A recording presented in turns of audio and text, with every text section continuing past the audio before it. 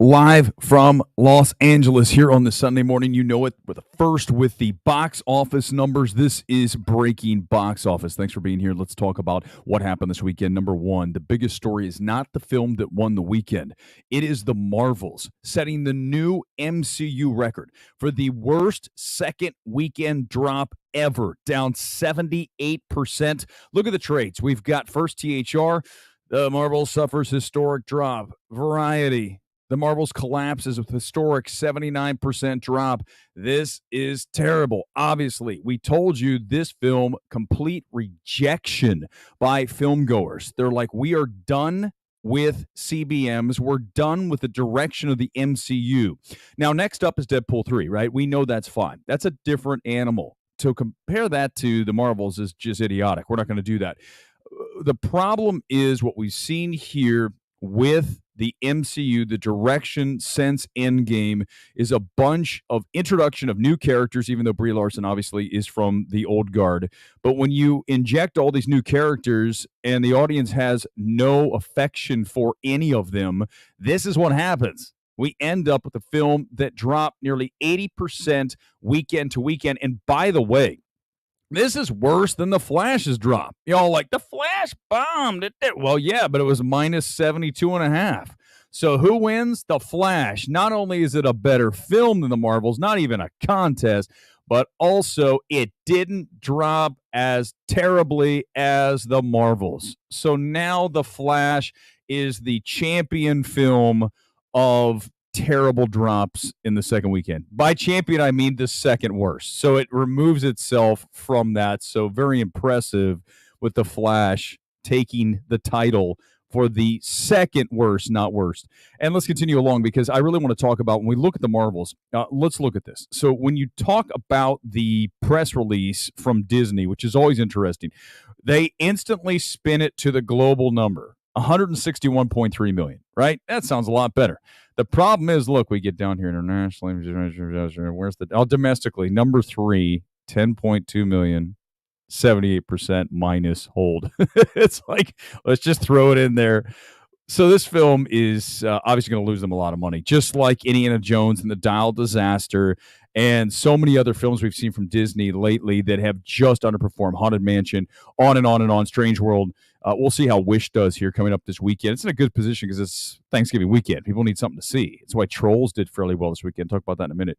But The Marvels is a complete and utter repudiation by audiences of this direction of the MCU. We've said it now for weeks. We called it way before, 6 months ago. We told you guys they should back girl this film. Why? Because what it's doing right now is the damage to the brand. It's exactly what Zaslav said about Batgirl. Let's just get it out of here because it's going to end up hurting us more if we release it, and that's what's happened with the Marvel. So you should have listened to us, Disney. We told you. We always tell you. By the way, other YouTubers are like taking that now and using it. Maybe they should have Batgirl. Well, we told you people watch MMT because they know this is where the information gets spitted out first. The facts are here first, and then you can take it and repackage it for your own shit because you can't come up with your own stuff. Because we don't need that. I don't need the trades to come up with my articles or my thoughts. I can see the films and tell you what the problem is. The problem with the Marvels is it's a terrible film when it comes to creating any kind of stakes that anyone cares about, and the characters no one gives a shit about, and then you end up with this minus 78%. Let's talk about Hunger Games, because Hunger Games is not really fired as well as we thought it might. 44 million. This is not near what Mockingjay 2 did back in, was it 2015? So we're looking 8 years later. Audiences are like, we're kind of over the Hunger Games. I mean, I had to suffer through this film last night.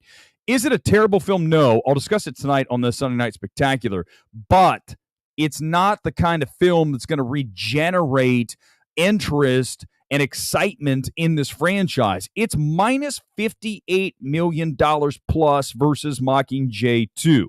That's how far this franchise has fallen. And I can't blame Lionsgate for saying, let's just at least try to put something out there that we have a franchise to. We've seen them do that this year with Saw. Obviously, John Wick, huge success. And now they're like, let's just put Hunger Games back out there. I remember watching this first trailer going, why? Why did we do this? Why are we going back there?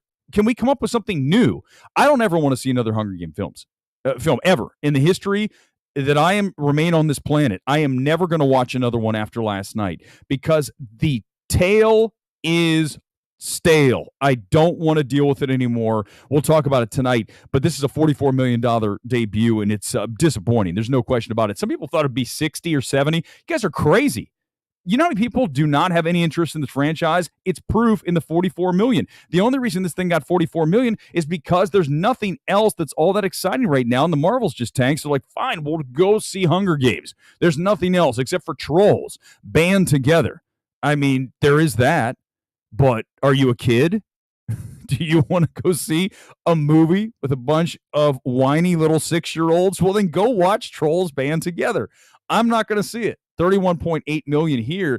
Overseas, it's been playing for weeks. Weirdest release strategy here by Universal. They put it out in like the UK and all these other territories before it debuted here, so it's already up to like 108 million worldwide. So this film will be profitable for them eventually. It's like a $90 million budget, but remember, it's going to play well over Thanksgiving weekend. Here we have, in the next few days, that long break. Some kids are off this entire week.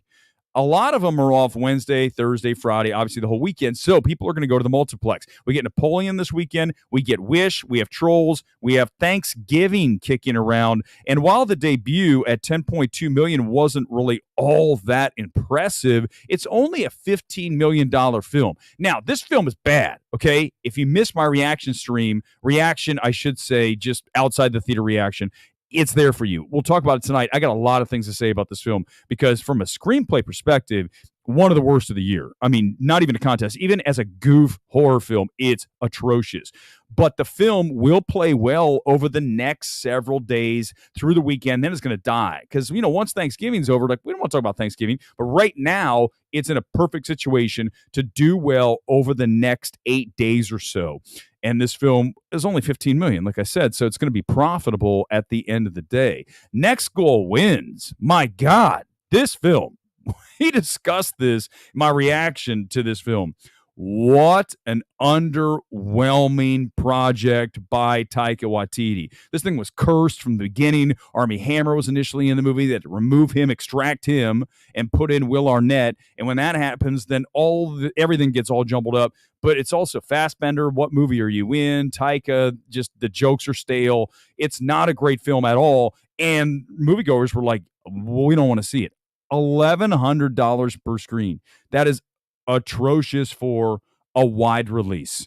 So that film went down. Conversely, Saltburn did well.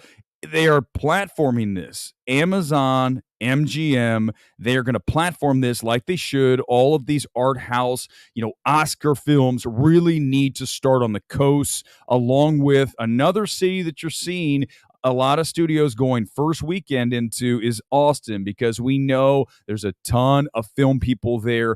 And Saltburn and Dream Scenario is so much better than Saltburn. But when you look at these A24, these art house films, then you need to do that platform. And this film did 45,000 per New York, LA, Austin. It'll expand slowly, but this is a film that's not going to do well with the average moviegoer. Mainstream moviegoer is going to have so many problems with Saltburn, particularly a couple of scenes.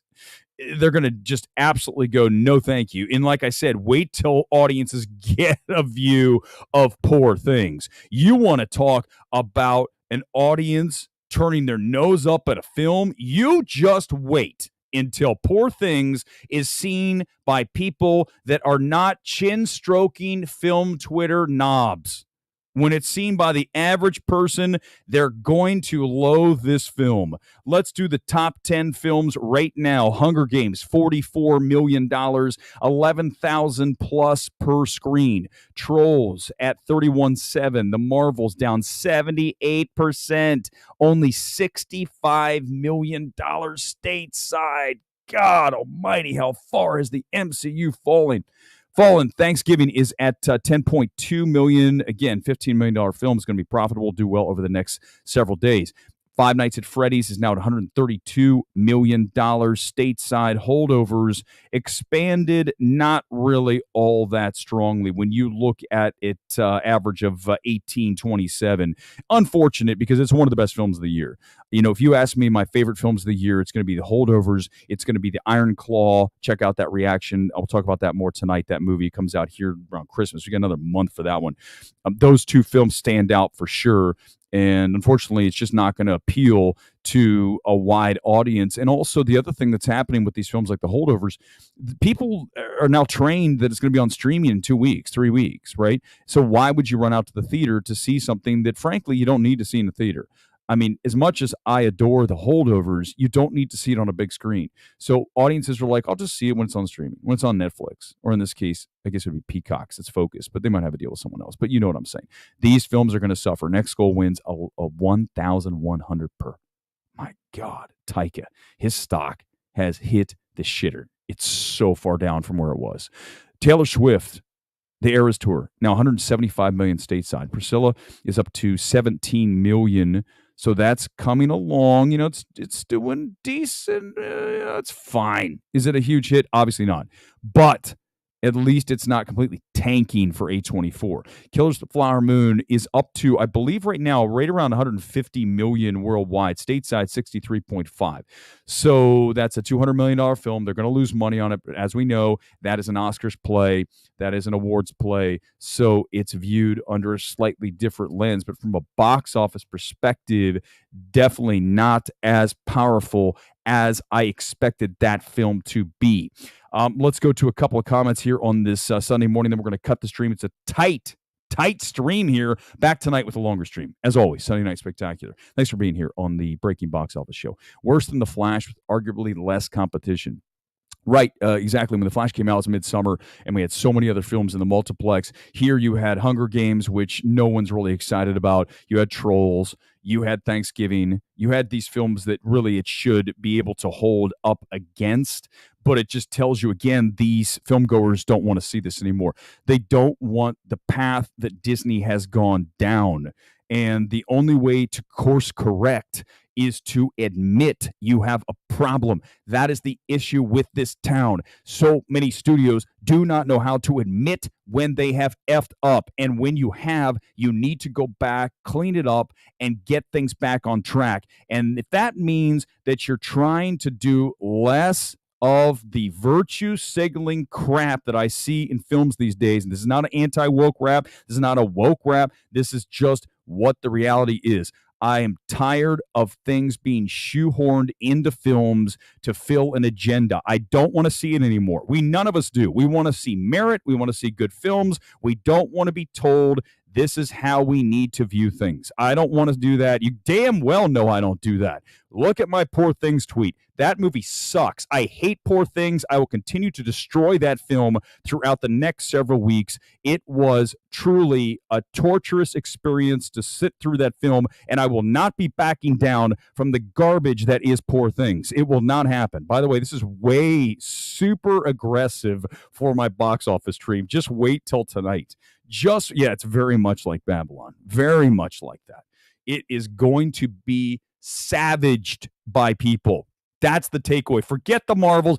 I can't wait for people to see Poor Things and everyone say, Film Twitter, you are the biggest bunch of idiots I've ever seen in my entire life. And when you meet, okay, I'm going to stop. I'm going to save it for tonight. This is the Breaking Box Office Show. My God. All right, guys. Thanks for being here. Tonight, gonna get wild on the Sunday Night Spectacular here live from L.A. on this Sunday. I'll see you back tonight. MMT. Peace out.